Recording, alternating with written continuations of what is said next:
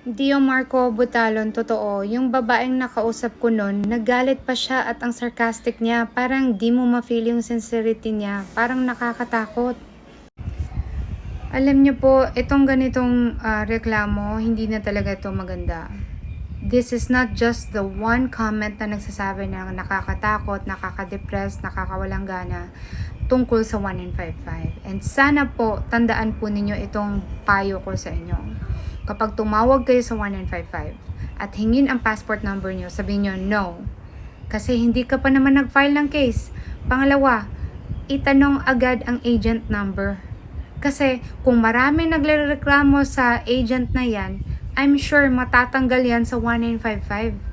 Hindi pwedeng ganitong klaseng agent ang pwede nyo makausap every time na tumawag kayo sa 1955 kasi wala talaga kayong maayos na makukuhang sagot o tulong from the agency.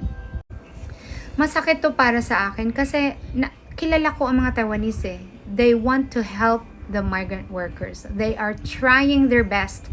Kaya nga nagkaroon tayo ng hotline na 1955, diba? Ang problema dito yung mga Pilipino eh. Ito talagang crab mentality eh. Yung diskriminasyon na, andito ako sa agency, worker ka lang.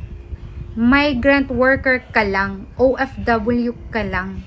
Kailan ba ito mawawala sa utak at isipan at puso at diwa ng mga Pilipino na talagang nasa Taiwan tayo, pareho tayo. Kapag ang news may nagpatayan dyan na Pilipino, damay ka.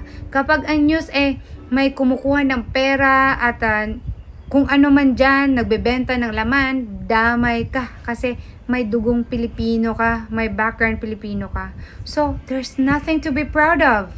Unless gawin mo ng maayos ang trabaho mo, dun ka magiging proud. Dun ka pwedeng sabihin na I'm proud to be a Filipino kasi you've done something good for the country and for the community.